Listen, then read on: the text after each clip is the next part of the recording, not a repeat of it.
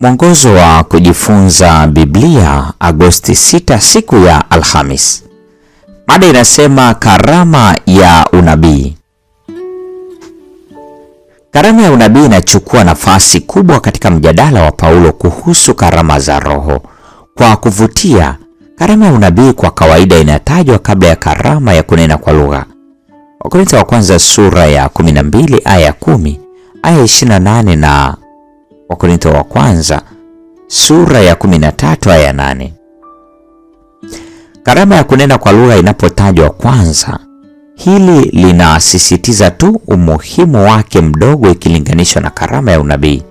Wakorintho wa kwanza sura ya 14 aya 4 na ya 5, aya ya 6 na 22. Somo wa Efeso 4:11 hadi 13 na Wakorintho wa kwanza sura ya 14 aya 3 na ya 4. Vifungu hivi vinasema nini kuhusu kusudi la karama za Roho kwa ujumla na hasa karama ya unabii?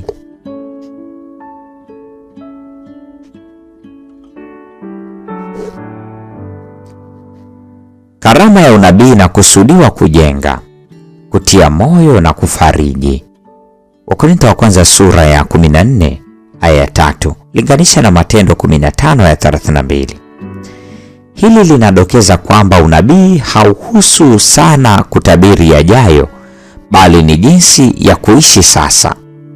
Kitenzi cha Kiyunani propheteuo kinaweza kumaanisha ama kusema jambo kabla au kusema jambo kwa niaba ya mtu mwingine. Kwa mfano, maana ya kwanza inaonekana katika Matendo sura ya 2 ya 29 hadi 31, linganisha na Amosi sura ya 3 ya 7, ambapo wazo kwamba Daudi ni nabii linafafanuliwa kama kutabiri. Maana ya pili inaonekana katika Matendo 15 aya 32, ambapo Yuda na Sila wanatambulishwa kama manabii. Unabii wao hata hivyo ulijumuisha kuwatia shime na kuwatia nguvu ndugu kwa maneno mengi. Kutoka katika Efeso 4:11 hadi 13 tunajifunza kwamba karama za Roho hazikukomea enzi za mitume, zinapaswa kudumu mpaka mwisho. Matendo 2:39. Hata hivyo, ikiwa mtu anadai kuwa nabii, ni lazima atathminiwe kulingana na maandiko. Kwa ujumla, kanuni 4 zinapaswa kukidhiwa. Kanuni ya kwanza, unabii unatimia. Kumbukumbu la Torati sura ya 18 aya 22, Yeremia 28 aya 8 na ya 9.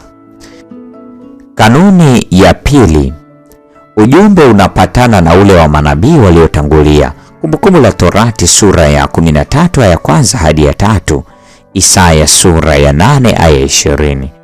Kanuni ya tatu, maisha ya kila siku yanaonyesha kujitoa kwa Kristo. Yohana wa kwanza sura ya 4 aya kwanza hadi ya 3. Na kanuni ya 4, Yesu alisema manabii wa uongo wangetambuliwa kwa matunda yao. Mathayo sura ya 7 aya 15 hadi 20. Hii pia ni kweli kuhusu manabii wa kweli. Kitabu cha Ufunuo kinaonyesha kwamba karama ya unabii ni sifa inayolitofautisha kanisa la masalio. Ufunuo wa Yohana sura ya 12 ya 17, Ufunuo wa Yohana sura ya 19 ya 10. Kama Waadventista wa Sabato, tunaamini kwamba Ellen G. White alipewa karama ya unabii na inaonekana katika maandishi yake. Ni sababu zipi zote tulizo nazo za kuamini katika karama ya unabii ya Ellen G. White? Ni maswali gani yanadumu kuwepo kuhusu nafasi au wajibu na mamlaka yake? Leo ni Agosti 6, siku ya Alhamis, mada ikisema karama ya unabii. Mungu atubariki sote na nikutakie tafakari njema.